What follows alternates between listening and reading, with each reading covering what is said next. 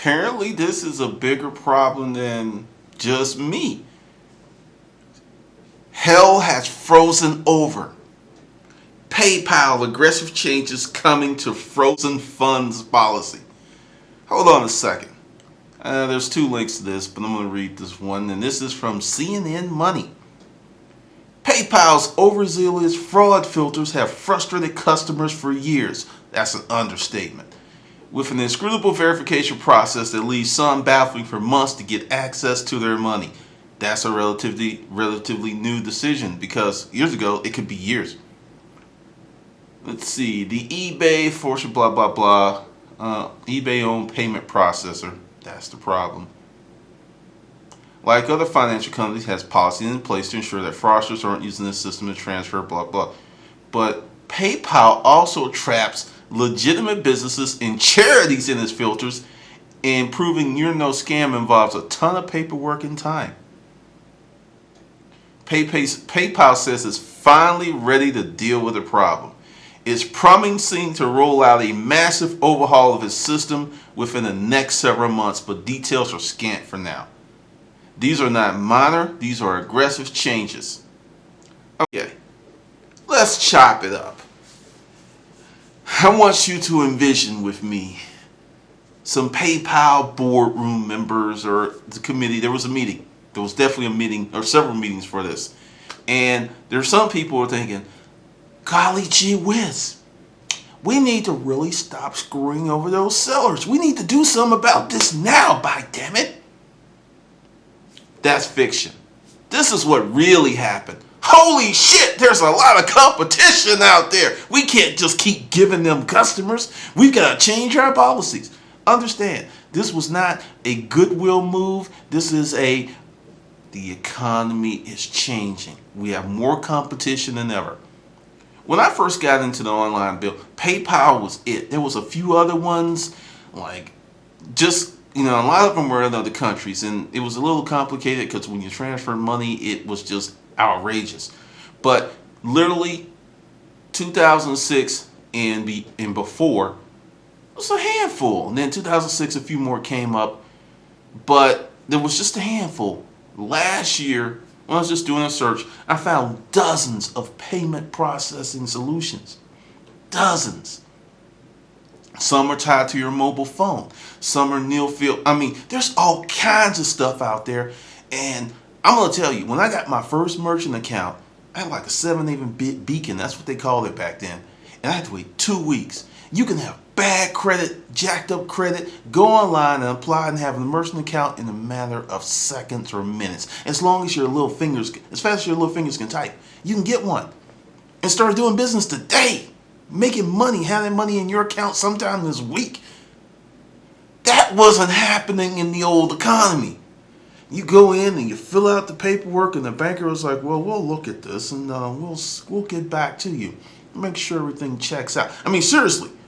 If you got a merchant account 10 years ago, 15 years ago, and you look at what's happening now, you just like, it wasn't like that back then for me, buddy.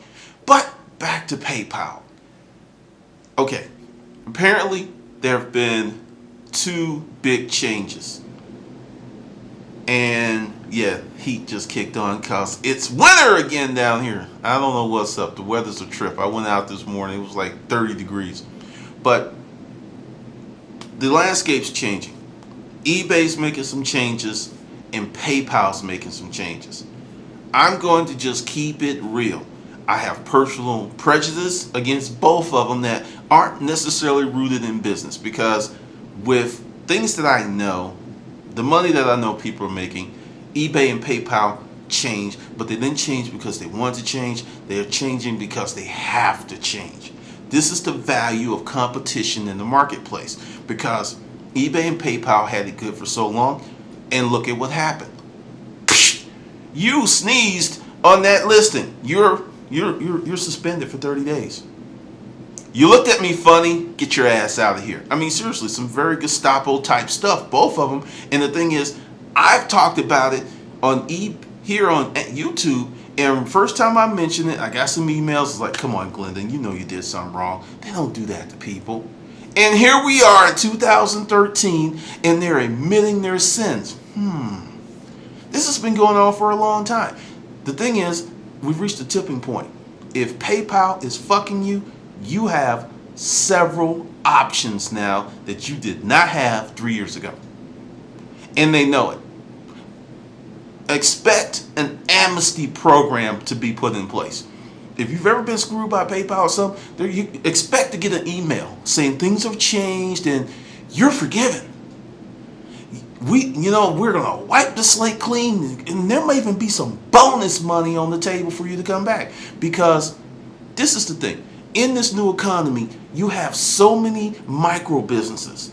And back in the day, when PayPal, screwed me, they lost about $50,000-$60,000 a month processing fee income, which back then was drops in the bucket. Let's just be honest about it. I was nothing. They had millions of customers. Me leaving, they had 18 people come back the second I left. 18 new people to replace and actually exceed what they lost with me. So they were like, screw you, we don't need you.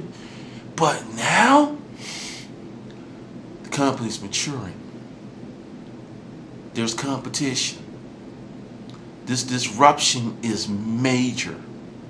I'm going to say something that I thought I would never, ever say. Right now is probably the safest time in history to have a PayPal account. I don't even believe I said that. But with these changes, and understand, this is not PayPal being a good guy or, someone saying, that's just not right. This is rooted firmly in metrics. This is rooted firmly in dollars and cents. This is what this decision is rooted in. It has nothing to do with goodwill or doing the right thing. Because if this new competition was not on the horizon, this message would not be out. There'll be 2 links below, one for CNN Money and one for Mashable about this. This would not be happening. They are like, holy shit, there's a ton of competition out there. And there is. It's not a myth. And the thing is, with this new economy, you're having more people use merchant accounts than ever before. Because the thing is, 2005, a merchant account was kind of like seriously, this has happened. Let's say 2010 is when this really started to roll. Square came out. And that's another thing. Square, I don't know what Square is doing, but I have a feeling that they're going to come to the marketplace hard because they looked at PayPal and they did a lot of stuff that PayPal didn't do. Because they would tell you, like, if you have over $1,000 of input, whereas you type in the credit card number versus swipe, they're going to hold your money. They tell you that up front. It's like, look, we're going to hold it for a week. We're going to check. They let you know that this is what the deal. PayPal, ooh yeah, let's fuck him today. Push the button. They're all laughing, right? Because you're sitting there like, I'm going to tell you, it's a seriously helpless feeling to have thousands of dollars of your money you can't touch and to have someone going boo-boo to you and there's nothing you can do about it. Seriously, aside from filing a lawsuit, that's it. And the thing is, they were just, and they even admitted in the mash bar, we had a guilty until proven innocent type policy. And I'm just sitting there like, my, how times have changed. But for those of you, understand, 2013 is going to be a watershed year in terms of this because, part of my new garage sale book, because I'm revamping that, is you need to get a Square reader. Because this is funny.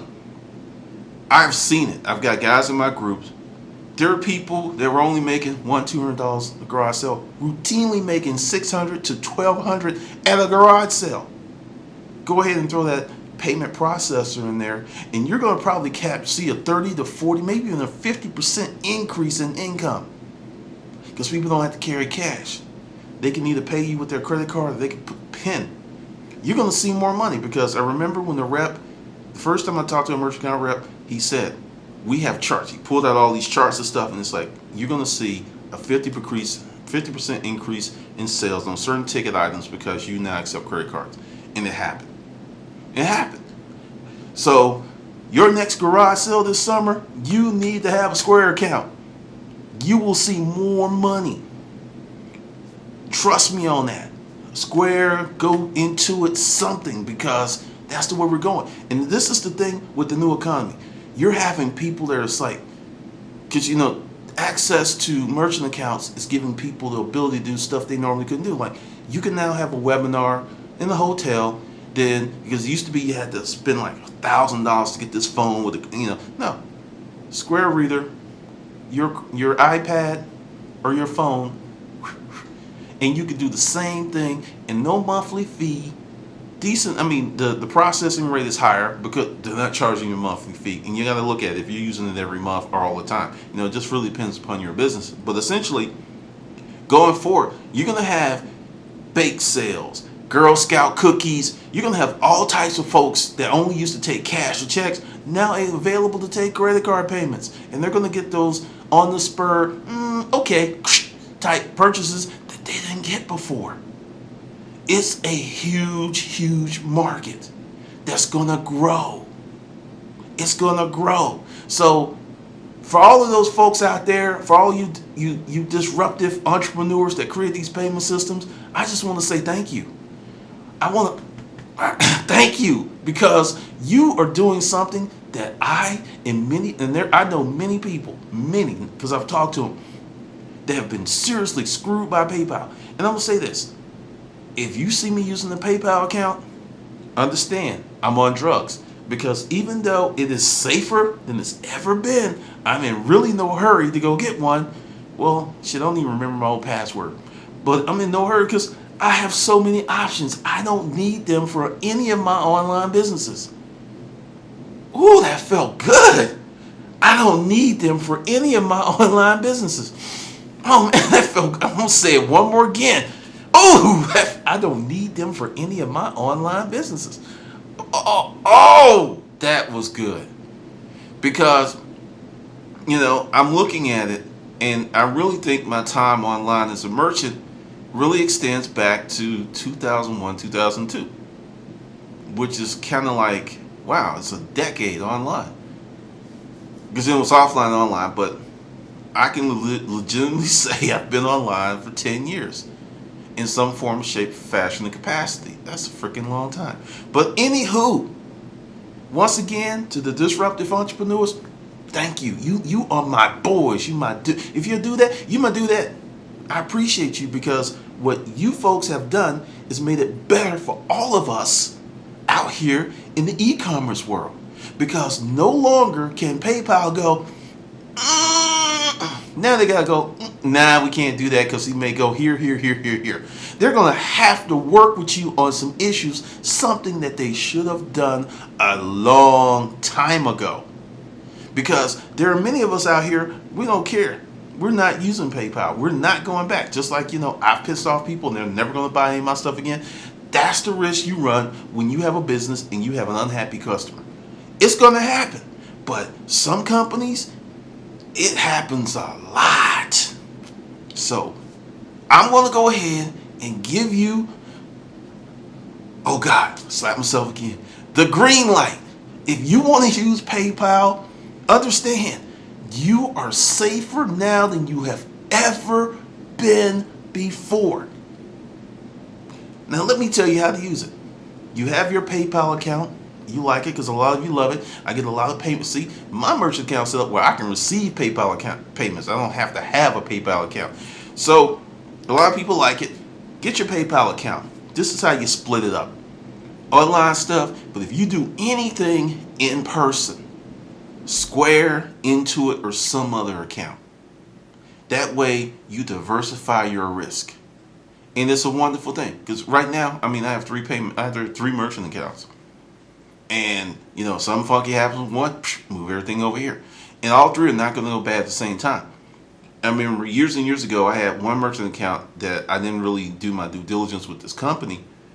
And it kind of screwed me, and I also learned something because I didn't understand. And this is, I'm going to tell you, when you apply for a merchant account, they're going to ask you 2 questions. What is your average ticket? And what's your monthly expected gross? Always go high.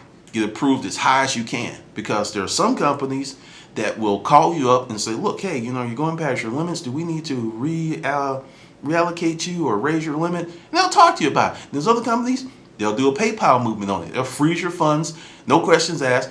And then when you call them, at least you will reach a human being that will tell you exactly what happened. And that happened to me because I had misgauged and we went past the limit and they held everything. And I said, look, what's going on? And she's like, well, I'll have to do another credit check, blah, blah, blah. And I said, run the application. 30 minutes later, okay, you're approved, funds released. I mean, that's been my, and I had one other account that I didn't like the company and I got rid of them because, they did a PayPal thing. Because the thing is, you got to understand, all of these companies, PayPal, any merchant account, it's about E and R, exposure and risk.